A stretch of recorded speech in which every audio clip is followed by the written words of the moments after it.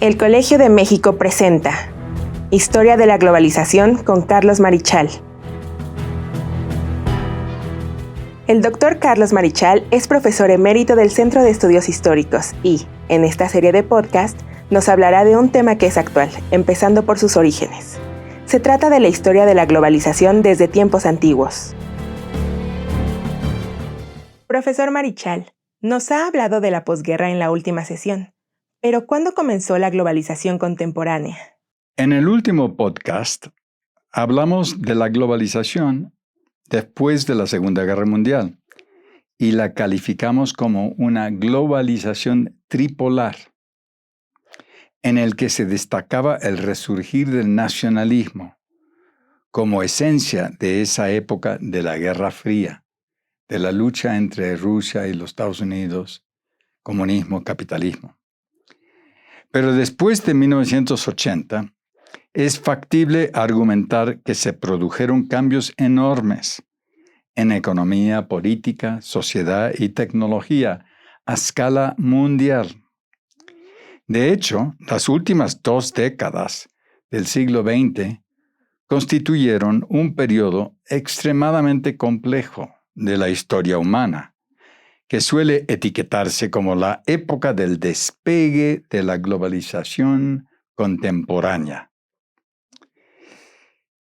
Tradicionalmente, se argumenta que desde 1980 se aceleraron los flujos de comercio, capitales y migrantes, rompiendo barreras entre las economías nacionales en los 5 continentes.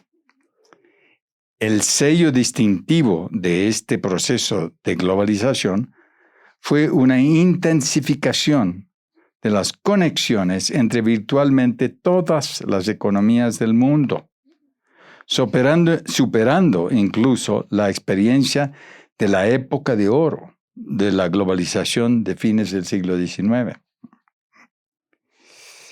Ahora bien, con frecuencia se identifica la nueva globalización después de 1980 con el concepto o término de neoliberalismo.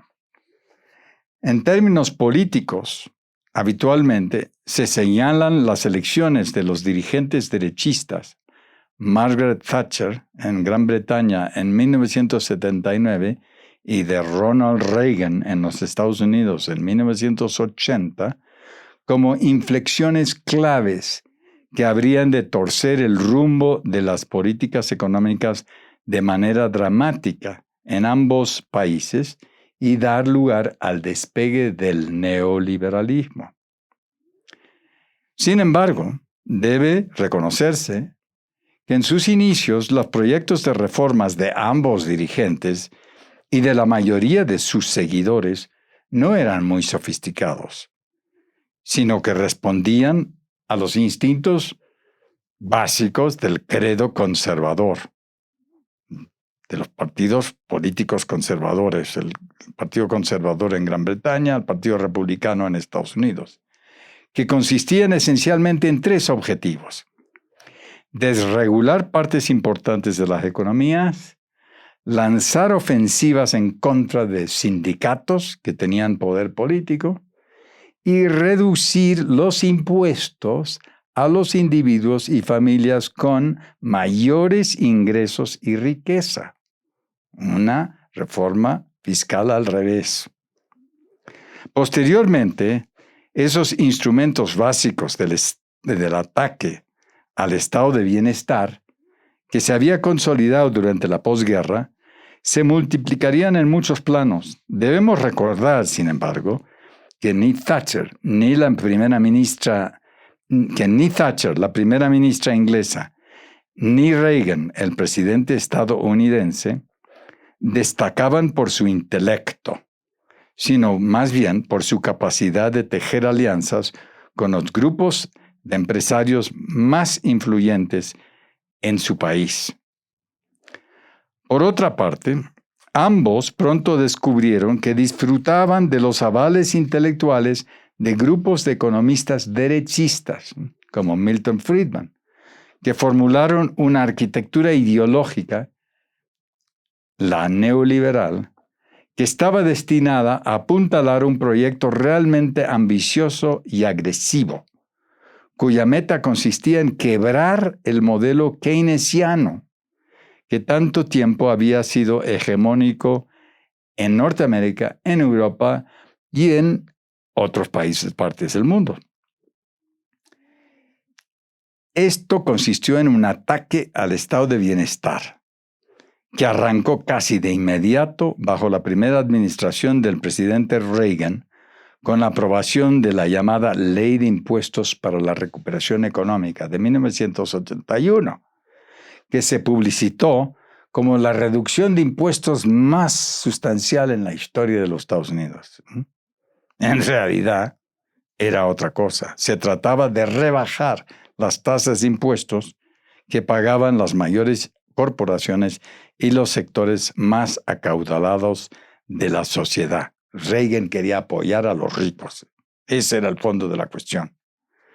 El debilitamiento del estado de bienestar fue alimentado también por una ofensiva empresarial para reducir las aportaciones de las empresas a los fondos de pensiones de los trabajadores y empleados, y para reducir y recortar los seguros médicos de los trabajadores, que tradicionalmente cubrían muchas compañías norteamericanas.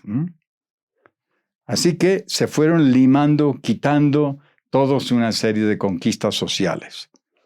En el caso de Gran Bretaña, el Partido Conservador, los Tories, encabezado por Margaret Thatcher, tomó el control del gobierno en 1979 debido al cansancio del electorado con las políticas rutinarias de los laboristas, el Partido Laborista.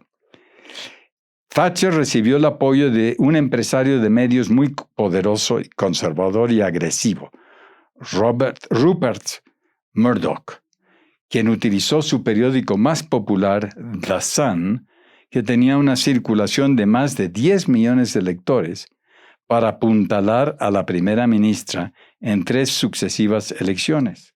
Murdoch después se convirtió en una potencia en los medios, dueño de Fox Corporation y todas las empresas de Fox, ¿no? Y hasta hoy en día apuntalando las políticas conservadoras.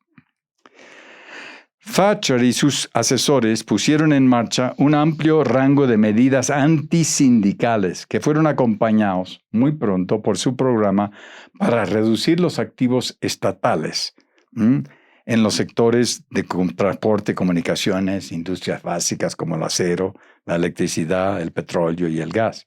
De ahí las privatizaciones de British Gas, British Telecom, British Steel, British Petroleum, British Airways y durante un tiempo los ferrocarriles. Estos eran todas empresas estatales hasta ese momento. Este término de privatizaciones era un elemento esencial de las nuevas políticas del neoliberalismo, pues como ha señalado Fernando Escalante, analista de estas estrategias, él dijo, si hubiese que resumir en una frase el sentido de la revolución neoliberal, podría decirse que es la reducción de lo público en beneficio de lo privado. Queda claro que los años 80 marcaron el apogeo de las políticas neoliberales en los países angloamericanos, las que tuvieron una acogida calurosa por parte de los directivos de bancos y compañías globales y en general de las clases empresariales. Pero su recepción en diferentes zonas del mundo fue diversa. En Europa, como ha argumentado Thomas Piketty en su célebre libro El Capital en el siglo XXI, la adopción de algunas de las reformas contribuyó a debilitar conquistas sociales de antaño, pero ciertamente no todas. La Unión Europea defendió la protección común de derechos de trabajadores y minorías, puso en marcha políticas proactivas en apoyo a los derechos de las mujeres, así como la promoción de programas solidarios en muchos planos, incluyendo el acceso universal a la salud pública, estímulos al empleo, la educación de calidad para la niñez y para las jóvenes generaciones. Entonces, en Europa la situación era diferente, porque se pusieron en marcha algunas de las reformas neoliberales, pero otras no. Más complejos fueron los impactos de la globalización y del neoliberalismo en América Latina, en la URSS, en la India, China y África. Pero estos son temas que retomaremos más adelante en esta plática. Más allá del neoliberalismo político, ¿podría decirnos cuál fue la naturaleza de la nueva globalización económica? Pues yo enfatizaría tres fenómenos de tipo económico que se universalizaron. Primero, la expansión masiva del comercio entre naciones, la globalización comercial. Segundo, la globalización financiera. Y tercero, la revolución industrial liderada por el sector digital y de comunicaciones, eminentemente global. Todo esto fue acompañado por una nueva revolución de los transportes, una explosión de los flujos de capitales que impulsó la expansión de compañías y bancos que ahora llamamos compañías y bancos globales. Pero ¿a qué puede atribuirse el renovado auge del comercio internacional desde 1980? Habitualmente se argumenta que la reducción en los aranceles, las tarifas que se cobran en las aduanas sobre importaciones, favoreció la integración de los mercados. Por ejemplo, fue importante la firma del Acta Única de la Comunidad Europea en 1986, que consolidó los acuerdos de libre comercio entre sus 12 países miembros. Un gran mercado. Bueno, de hecho, el mercado regional más grande del mundo. En segundo lugar, fueron claves las reuniones celebradas entre 1986 y 1993 por un total de 123 países en la llamada Ronda Uruguay de ampliación del Acuerdo General de Comercio y Aranceles GATT, que fue calificada como la mayor negociación comercial de la historia. Se aprobaron normas para favorecer bajos aranceles en todo movimiento de bienes, todo comercio, incluyendo los servicios bancarios y las telecomunicaciones. A continuación, se creó la Organización Mundial del Comercio, OMC, en 1996. Claro signo de una globalización comercial. También fue importante la creación de extensas zonas de libre comercio, como las protagonizadas por el Mercosur en Sudamérica y por los tratados de libre comercio entre México, Estados Unidos y Canadá en los años 90. No menos significativa fue la entrada de China en la Organización Mundial de Comercio en 2001, un evento importantísimo.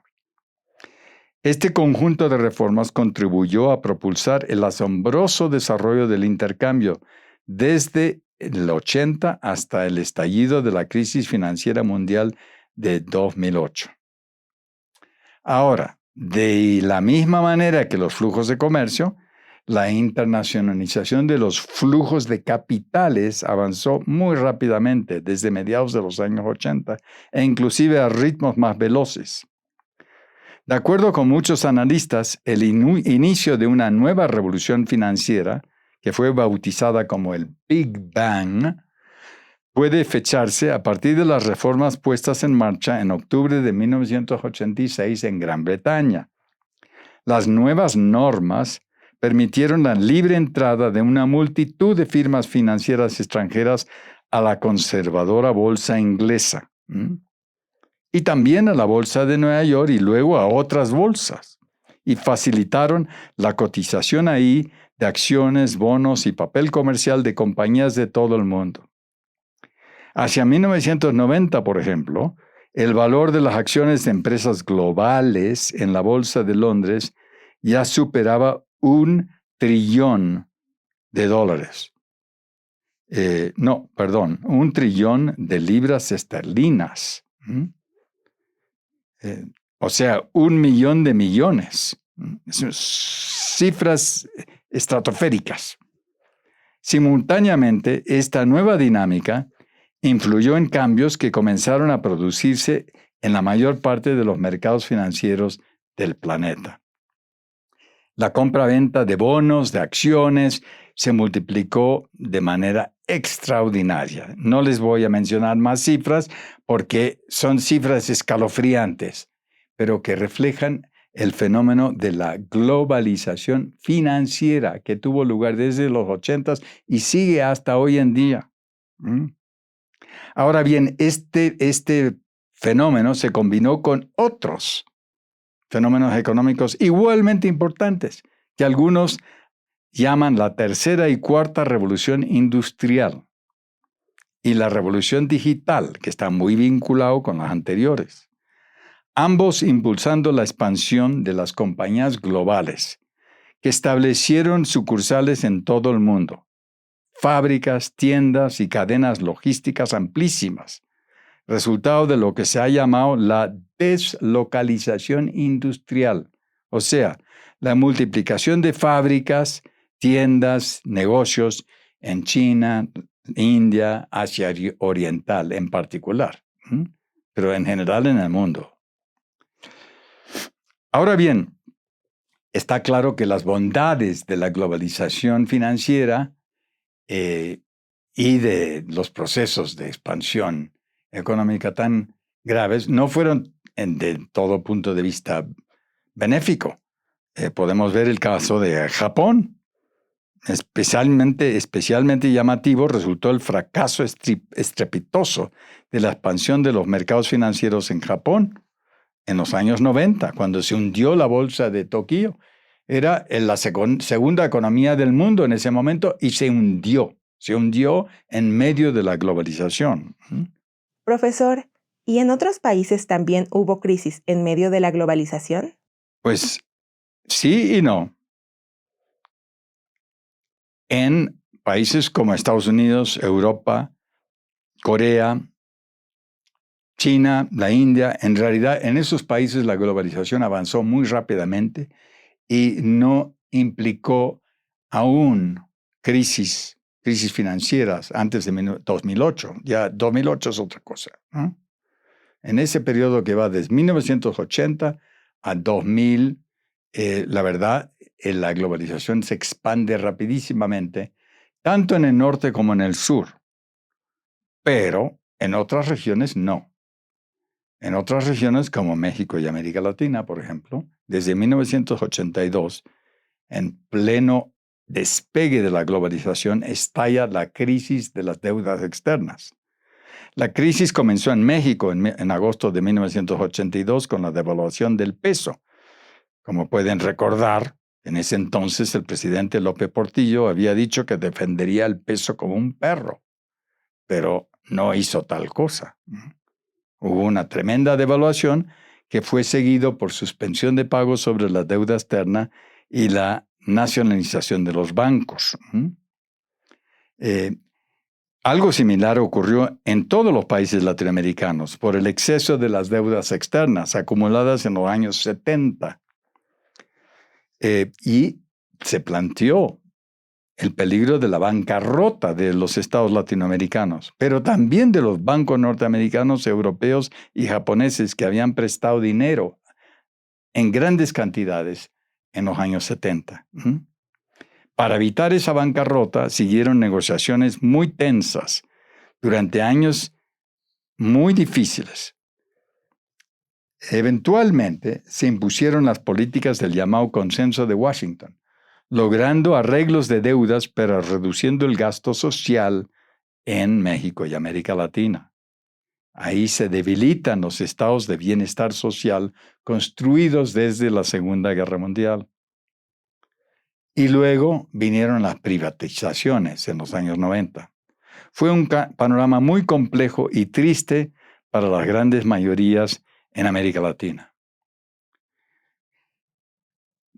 Otro ejemplo más dramático del impacto de la globalización y de las crisis de los años de 1980 fue el de Rusia y el colapso de la URSS. En este caso muy diferente, el régimen comunista, también conocido como socialismo real, se debilitó por muchas razones, sobre todo económicas. Por ejemplo, la baja del precio del petróleo en 1986, principal exportación de Rusia, la corrupción en las empresas estatales, el fracaso de las políticas de reformas de Mikhail Gorbachev, el nuevo jefe de gobierno de la URSS desde 1983, llevaron al derrumbe de un régimen que se había iniciado hace 70 años con la Revolución de Octubre, primera revolución comunista del mundo. Después siguieron años muy difíciles, en los años de 1990. El gobierno y la economía rusa sufrieron una bancarrota general, se hundió el rublo, la moneda rusa, y se siguieron una ola impresionante de privatizaciones. Casi toda la economía rusa era estatal. Se privatizaron 15,000 empresas estatales. Llevó a una crisis profunda que ha tenido secuelas hasta nuestros días. Lo de la guerra de Ucrania y los problemas de Rusia están relacionados con esa crisis de los 90. O sea, en medio de la globalización económica, regiones del mundo sufrieron muchísimo, como América Latina y la URSS. Ahora, al mismo tiempo hay que señalar que las privatizaciones que caracterizaron la globalización no ocurrieron solo en Rusia, sino que se aceleraron en otras regiones. En Europa, en los años 90, Francia, Alemania e Italia entraron al baile de las privatizaciones de empresas estatales. Esto es característico de la globalización de la época. Y también en España, ahí tanto Felipe González del Partido Socialista como Manuel Aznar del Partido Popular vendieron activos de empresas de gobierno. La empresa de Telefónica pasó a manos privadas. Hoy es una gran empresa global, Telefónica, activa en México y en el resto de América Latina. Las empresas eléctricas y gas del Estado se convirtieron en empresas privadas, como Iberdrola o Gas Natural, hoy también grandes empresas globales. E inclusive un conjunto de bancos estatales conocidos como Argentaria pasó a manos de un grupo de bancos vascos, el Banco Bilbao Vizcaya, que ahora se llama BBVA, incorporó Argentaria. Y ese grupo, el Banco BBVA, es muy fuerte en México y también en toda América Latina. En México también debemos recordar las privatizaciones de esa época, gran parte durante la administración de Carlos Salinas de Gortari, cuando se privatizó Telmex, que se convirtió en una gran empresa privada del señor Slim, y pronto compañía global, con sus agencias de Telcel, Total Play y todo lo demás que conocemos hoy en día, empresas globales.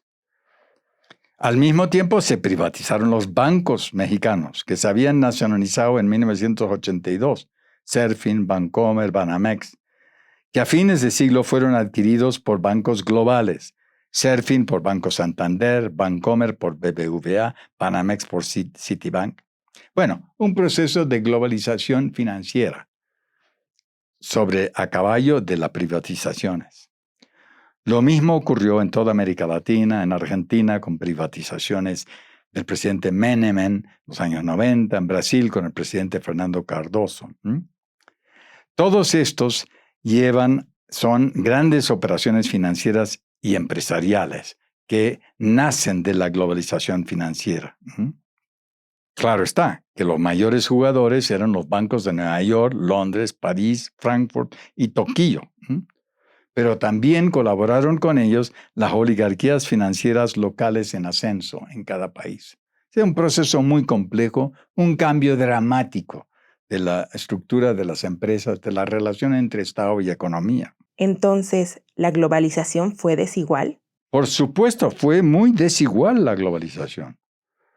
Se prometió que iba a traer beneficios para todo el mundo. Pero el hecho es de que una de las consecuencias socioeconómicas más negativas y más debatidas con respecto a la globalización neoliberal ha sido la concentración de ingresos en los estratos de ultra ricos en casi todas las sociedades del planeta. Aunque es cierto que hay algunas diferencias por países y macrorregiones. Pero cabe preguntar, ¿cuáles han sido las causas de esta tendencia fortísima de concentración de fortunas por parte de las capas superiores de la sociedad? Los no millonarios, billonarios, en todas partes ahora. El tema ha despertado una gran cantidad de discusiones entre economistas, sociólogos, científicos políticos e historiadores de lo contemporáneo. De acuerdo con el grupo de investigadores más prolíficos a escala internacional, que es el encabezado por el economista Piketty, la categoría del 1% de la población más acaudalada en todas las sociedades ha logrado un incremento enorme de sus fortunas en pocas décadas. En lo que se refiere al valor de sus propiedades, sean acciones de empresas, bonos, bienes raíces, hasta el punto que puede perfilarse ahora una polarización social como no se había visto desde fines del siglo XIX, en otra época de oro de la globalización. Las tendencias estas, analizadas por los especialistas, indican que las brechas en los ingresos en los 5 continentes se han acelerado de manera extraordinaria durante los últimos 4 decenios, tal como lo demuestran los informes sobre la desigualdad a nivel mundial. Lo llaman World Inequality Reports, que son publicados cada año por Piketty y sus colegas. Extraordinarios informes sobre la desigualdad de los ingresos. Subrayan la naturaleza trascendental del impacto de los cambios en los regímenes económicos y sociales de la globalización, aunque también señalan algunas variaciones significativas. Desde 1980, dicen, la desigualdad en ingresos se ha incrementado rápidamente en Norteamérica, China, la India y Rusia, pero de manera mucho más moderada en Europa. En todo caso, una perspectiva histórica de largo plazo indica que este aumento en desigualdad marca el fin del régimen igualitario de la posguerra, que asumió diversas formas en cada una de estas regiones. O sea, en la URSS y en los países antiguamente comunistas, como en China y Rusia, había un principio de mayor igualdad económica y de ingresos. Y en los países, digamos, del occidente, con el estado de bienestar y el keynesianismo, también se logró una mayor igualdad que la que había antes. Pero esto se acabó con la globalización. Bueno, no hemos hablado apenas hoy del ascenso de China y de la India, que es otro de los fenómenos fundamentales de la globalización contemporánea, y de otros numerosos países asiáticos que les han acompañado en un proceso de crecimiento extraordinariamente rápido en los últimos 30, 40 años. Pero en fin, este es un tema para el siguiente y último podcast de esta serie. Así que nos volvemos a ver entonces en la próxima sesión. Muchas gracias. Gracias, y los esperamos en el siguiente episodio de Historia de la Globalización con Carlos Marichal. Esto es una producción de la Coordinación de Educación Digital del Colegio de México.